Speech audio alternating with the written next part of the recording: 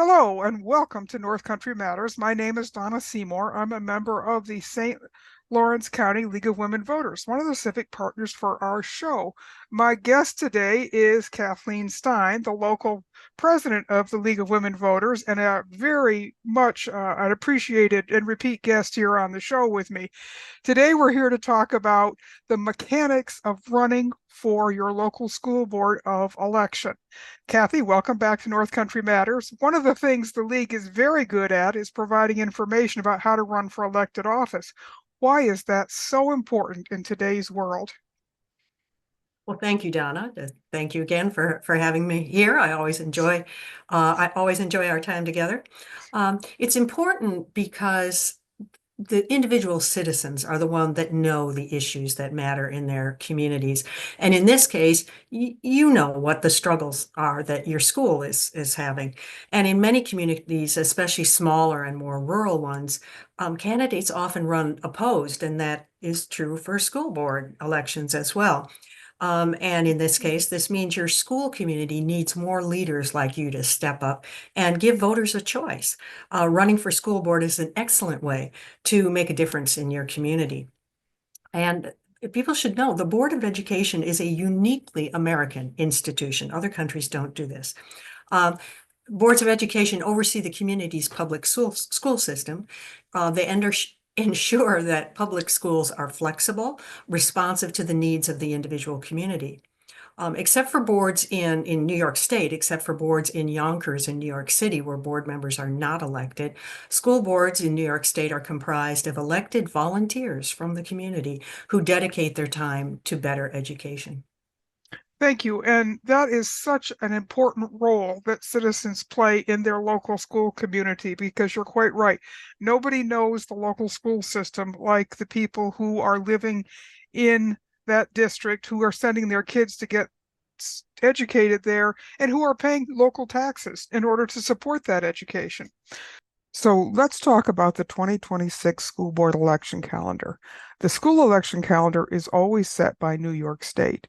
By state law, school board and budget elections, except in the five big city districts, which are Buffalo, New York City, Rochester, Syracuse, and Yonkers, must be held on the third Tuesday in May. In 2026, the dates to remember are April 20th. Petitions must be filed for central union free, which, by the way, has nothing to do with labor unions. It's an old term for certain small rural districts and common school districts. April 21st, petitions must be filed for all small city school districts. May 19th is the budget vote and election day in 2026. And June 16th is the budget revote on a new budget in the event that the original school budget was voted down by the voters. So now is a good time to start thinking about running for your local school board of education because those dates will be coming up and you need time to get your paperwork in order to run in this year's election. So who should think about running for school board, Kathy? Well, first of all, you need to sort of think of the responsibilities and the kind of activity that being on a school board really involves. As we've been stressing, this is one of the most important citizen responsibilities in our communities, overseeing the education of the community's young people. And in these difficult times for public education, difficult in various ways, school boards need people willing to confront tough challenges and be able to work collegially, really work together, to rise above, difficulties and disagreements, and helps the students in the community succeed. The possibility of federal challenges to local control of public education are very real right now. We've heard this said at a confirmation hearing recently. So a school board member has to be somebody who is an effective communicator, someone who can clearly describe, what they want, and also describe what others want, which means they have to be a good listener as well. They also have to be a consensus builder, someone who's capable of working toward decisions that all can support and be willing to compromise to achieve goals. And they also have to be community participator, someone who enjoys meeting and working with a variety of people and who can identify the community stakeholders and reach out to them. Those are really important attributes, and there's also some others that you should be thinking about if you are thinking that you're the person to run for a school board. You have to be a decision maker. You have to be comfortable making decisions, and you have to be able to support the decisions that the group has made afterwards. There's no point in trying to undermine a decision if you didn't agree with it. You had your opportunity to participate and to influence it during the process. You have to be a good information processor. You have to be able to organize priorities and schedules to handle a large amounts of verbal and written information. Anyone who has ever attended a school board meeting knows that the school board members have to be on top of everything that they are being given prior to the meeting because there's so much information that goes into making good decisions. And you also need to be a leader.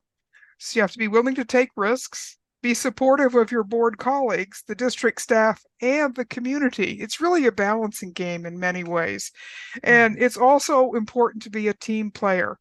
You have to help promote the board's vision and goals. And those goals and visions are always set using a deliberative process that is a consensus model.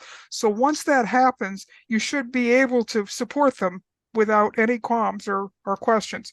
So if you think this describes you, then it's time to throw your hat in the ring. That's right. That's right. The school board members have, various, important responsibilities, but whatever they do, they have to keep school children's best interests front and center as they work together, and create a kind of shared vision with other members of the board. So the school board sets the direction of the school district to achieve the highest student performance. Obviously, that's, the ideal is to get students the best education that they can get, and also accountability, rigorous accountability for student achievement results. The school board also develops a budget and presents it to the community, which requires aligning the school district's resources with what the schools need to accomplish their mission.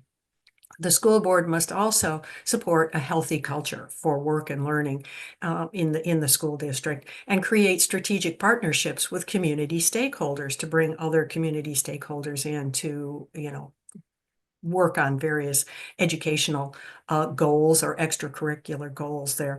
And finally, as part of their duty, school boards adopt and maintain policies. They hire and evaluate the school superintendent, and they ratify collective bargaining agreements. So there's a lot of moving pieces here, with staff, with financing and things like that. So it's quite a broad range of things that a school board deals with. I mean, people don't always think they think of maybe they think of the taxes and that's it, but there's a lot going on. There is a lot going on, and it kind of goes back to what those attributes we were talking about being a team player and understanding your role in a much broader context than perhaps you have thought about before. So once a person has made a commitment to run for your local school board, there are requirements, deadlines, and processes that must be adhered to. School board candidates must be U.S. citizens, at least 18 years old, and qualified voters in the school district. And they're expected to be able to read and write. They must be residents of their district continuously for at least 1 year before the election, and they cannot be employed by the board on which they serve or live in the same household with a family member who is also a member of the same school board. So in other words, you can't pack a school board with members with more than one member of a family, which makes a lot of sense because you're looking for diversity Yes. of opinions and skills and experience on a school board. Yes, this is definitely a case where nepotism rules are are relevant. So here are the basic mechanics of running, but remember, you should always call your individual school district that you're thinking of running in, and ask any questions. Generally, candidates must submit a nominating petition to the school district clerk. The petition must be signed by at least 25 qualified district voters, or 2% of the number of those who voted in the previous annual school board election, whichever number is larger. In small city school districts, nominating petitions must be signed by at least 100 qualified voters. So again, you need to check with your local district to see what the numbers are, the petition requirements are where you live. The petition must include the following information: the candidate's name and where they live, their residence, the vacancy in question, the incumbent's name, if there is an incumbent, residence of the persons who sign the petition. So each person who signs the petition has to, put their address in there to verify that they are voters within the district, and the length of the term of office for which the candidate is being nominated. Usually you can get blank petitions from your school district clerk, and the district website, you will find the clerk there and how to contact them where their office is. If a school district has candidates run for seats at large, such that each nominee is eligible for each vacancy, which many districts do, the nominating petition doesn't have to specify which incumbent seat you're running for, the nominee is seeking. The petition must be filed with the district clerk at least 30 days before the election, 20 days in small city school districts. And the other thing to keep in mind is, and this again is something that you check with your local district, but not all school district board members serve for the same length of time. Some serve for 5 years, some for 2 or for 3, some for 4. So you need to find out what the average length of time is in your district, so you have another sense of what your commitment is going to be. And as with any elected office, you can also choose to run as a write-in candidate, but you may not be very successful. However, in very local races, such as a school board race, sometimes write-in candidates do get elected. So don't be afraid to try your luck, especially if you happen to miss the filing deadline. And sometimes the reason that you decide to run happens after the filing deadline, so you couldn't really have anticipated what that reason was. So go for it. Once you have filed your petition to run or decided to run as a write-in candidate, it's time to think about how you will go about letting people know that you are a candidate in your district. And there are a number of things that you might do. One, of course, always is word of mouth. Talk to people. Letters to the editor from you or your supporters. You can use posters or lawn signs, paid ads in local media. Your personal or a candidate website or social media account is another way to contact potential voters. Appearing at local events to meet and greet people. Often sporting events are a great way to find a lot of people who are interested in the school system, so that might be one avenue for you. And you can participate in Meet the Candidate events or debates held by the local parent-teacher association or other school-based groups. Yes, and as with other elections, it's important to remember that if you spend any money on your campaign, you must report that to the proper authority. State law requires all candidates for election to a Board of Education to file a sworn statement with the district clerk disclosing their campaign expenses and the contributions that they received for their campaign. Statements have to be filed at 3 different times during the election period, and then there's usually one sort of after the election. Again, one more time, check with your district to see exactly what the dates are where you are. If contributions received or expenditures made by the candidate or by the candidate, other people on the candidate's behalf, exceed $500, a statement should also be filed with the State Commissioner of Education. Expenditures of not more than 25, okay, small donations made without the candidate's permission. If the donor or donors file a sworn statement with the clerk and the commissioner stating the candidate did not approve the expenditure, those don't count towards the 500 total. Right. This New York State School Boards Association is a great place to go for more information. Known as NISBA, they were founded in 1896 in Utica, New York, with over 100 years of commitment. NISBA serves as the statewide voice for more than 670 boards of education. And if you do get elected, NISBA will give you the training you need to be a great school board member and a strong advocate for students and education in your district. Many people get their first experience as an elected official by serving on their local school board. And they discover they like that serving the community. So we hope that this has helped you think about the process of running for school board and maybe more. Um, whether or not you want to run for election, at least this gives you a better idea of what's involved. Yes, that's correct. Thank you, Kathy, so much for coming in today to talk about this. Uh, we know from previous elections, and you had mentioned it earlier, that so many times people run unopposed, which means the voters have no choice.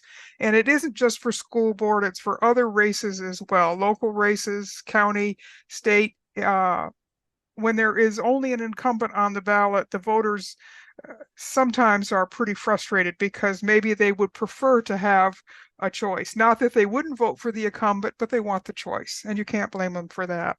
So think about running for school board. It is an incredibly important job, but it's also a very satisfying job because you are working at the most local level to make a real difference in your community and for the children who live in your community. And nothing is more important than taking care of the future of the children of our communities. The future, exactly. They are our future. All right. So thanks again, Kathy, for coming in. Thank you, Donna. You're welcome. These conversations are a production of North Country Matters. This show is a civic collaboration between the League of Women Voters of St. Lawrence County and the Potsdam Public Library. Until next time, remember, our North Country matters, our school boards matter, and our young people matter. So think about running for election.